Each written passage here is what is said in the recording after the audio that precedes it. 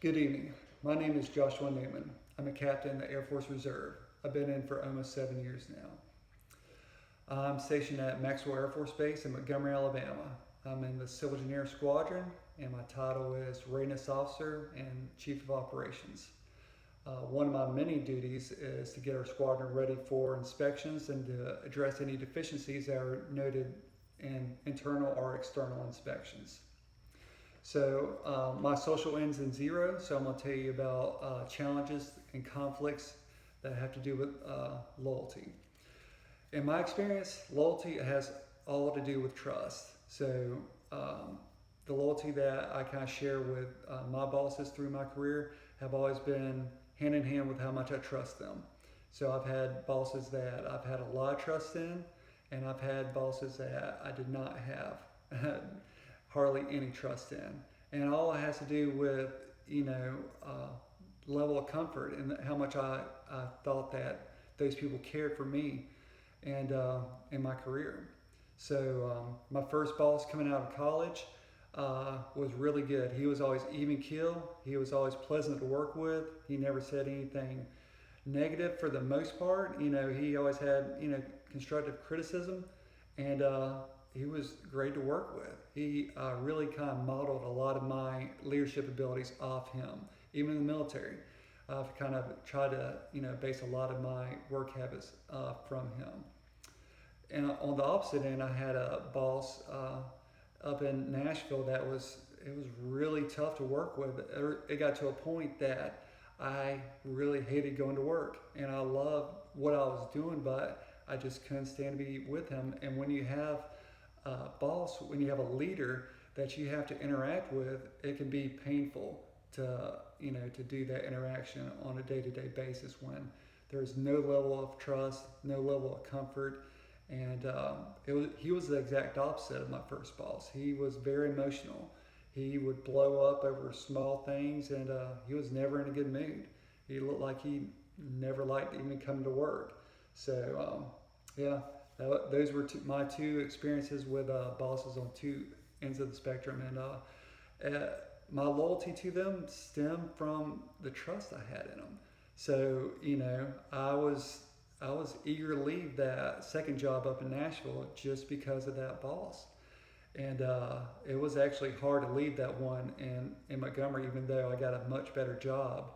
I almost didn't take the job because of the loyalty I felt to my very first boss coming out of college. So on the military side, there's been several leaders that I put trust in, and I hope that the enlisted members in our squadron put trust in me. So I try to develop that on a monthly basis when we have our UTAs, and I hope that really pays off, because to have that trust, have that loyalty is the only way to build what we're trying to get to in our squadron. So if we have high turnover rate, if we have people that aren't buying into what we're trying to build, then we're not going to get to where we're going. And there's only 3 officers in our squadron as opposed to 100 enlisted members. So we can only affect things so much, and if we don't have the buy-in for the rest of the squadron, nothing's going to get done, because there's no way that us as officers are going to be able to do all the work that needs to be done in our squadron. So I'm going to go over a couple of the readings that I thought were pertinent to this. So defining organizational culture, that article I thought was very interesting for loyalty. So in our squadron, we try to develop a culture that adheres to our ethics and our core values, and we think that goes hand in hand with what we're trying to build. So if we're trying to build an open, transparent, and progressive organization, then we have to show that, and we have to get the trust of the enlisted members in our squadron. So I try to do that through example. I try to be open. I try to talk to as many airmen as I can during a UTA, and I try to get everyone else in our leadership, circle to try to have a similar mentality and I think it helps. So I've seen positive reactions from airmen when you develop that bond with them, when you develop the trust with them. So it's all about developing the trust and the culture within an organization to get people to really kind of follow you. So that's another one, dynamic followership.